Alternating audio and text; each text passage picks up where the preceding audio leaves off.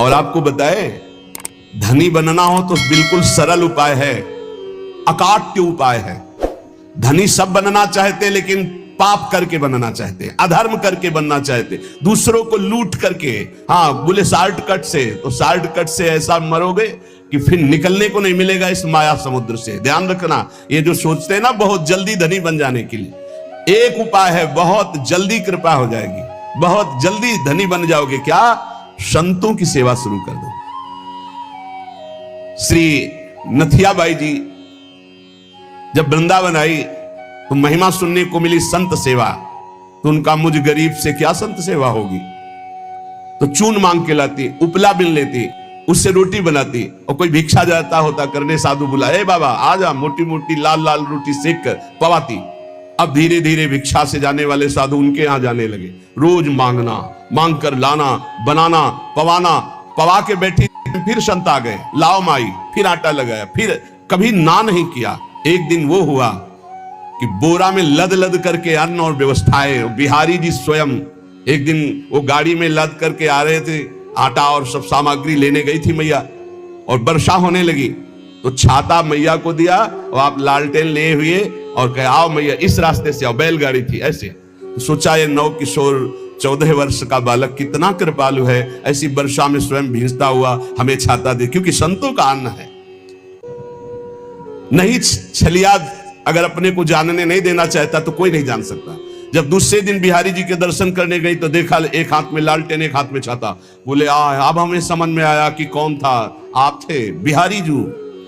श्री महामहिम परम भागवत सुदामा दास जी महाराज बिल्कुल इसी पद्धति से संत सेवा शुरू की थी। गौओं के उपले बिन कर लाना और आटा मांगकर संतों को रोटी बनाना और पवाना, और आज सैकड़ों संतों का रोज प्रसाद होता है। तब से लेकर अभी तक रोज संत सेवा, सैकड़ों संतों के आसन लगे हुए, सैकड़ों संतों को भोग प्रसाद पवाया जाता है।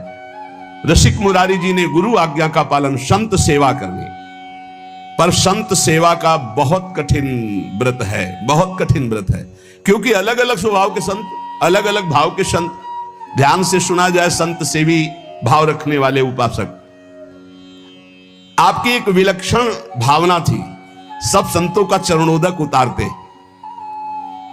ये भी ध्यान रखना चाहिए कि उसमें ये नहीं देखना चाहिए कि इनके पैर गंदे हैं, इनमें क्या लगा हुआ, नहीं, जब चरणोदक उतार रहे हैं तो सबके, भले कुष्ठ क्यों ना हो उनके चरणों में, लीला हो सकती है, वही भगवान हो सकते हैं। ध्यान रखना, जब चरण धोने के लिए संतों के बैठते हो आप लोग, तो उन्हीं में से ऐसे आ सकते हैं घृणित वेश धारण करके कि जिनको छूना भी अच्छा नहीं लगेगा। बहुत चाव भाव से उनके चरण धो, ये मत सोचो कि इनके पैर कैसे घृणित है, घाव है, क्या है, ऐसा नहीं, बिल्कुल सावधान। लीला कर सकते हैं, हरि हैं, बड़े लीला बिहारी हैं। रसिक मुरारी जी के धन क्या था? संतों का चरण उदक भर भर के माट में ऐसे ऊपर विराजमान के आसन पे, और रोज उनकी परिक्रमा, रोज साष्टांग दंडवत, और रोज चरणामृत पान, रोज चरणामृत उतारवाना और संतों को भोग पवाना। संतों के चरणामृत में किसी भाग्यशाली की निष्ठा होती है। मटकों में भर भर के रख के जैसे कोई अब संपत्ति रखता है, ऐसे बड़ी कृपा है, गुरुजनों की बड़ी कृपा है जिनको संत चरणामृत में। और जब से वैष्णव मार्ग मिला तब से गुरु कृपा से नित्य चरणामृत मिलता है।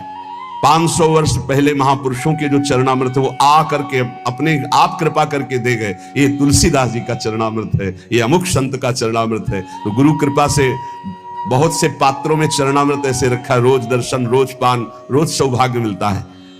चरणामृत, उसकी पूजा करते, आरती उतारते, परिक्रमा करते, दंडवत करते संतों की चरणामृत की। चरणामृत की निष्ठा, जबान में सबसे पहले चरणामृत। कई बार ये लीला होती, वहां अलग चरणामृत, यहां अलग चरणामृत रखा, पहले चरणामृत, फिर जो कुछ बाल भोग जो भी मिले, पहले चरणामृत, भोजन तो पहले चरणामृत। चरणामृत की निष्ठा होनी चाहिए, ऐसा नहीं कि भोजन देखा टूट पड़े। श्रीधर बाबा जी की हमने निष्ठा देखी, अगर चरणामृत बोले बाबा चरणामृत तो संपन्न हो गया, तो फिर प्रसाद नहीं पाते, फिर दूसरे दिन चरणामृत जब मिलेगा तभी प्रसाद पाएंगे। बड़ी निष्ठा होनी चाहिए चरणामृत में, संत चरणामृत में। कभी कभी विचित्र लीला हुई, संत चरणामृत उतारा गया और 4 दिन के बाद दुर्गंध प्रकट हो गई। अब इतनी कीमती चीज कैसे फैला दे? तब फिर आया कि उसको ढक्कन खोल के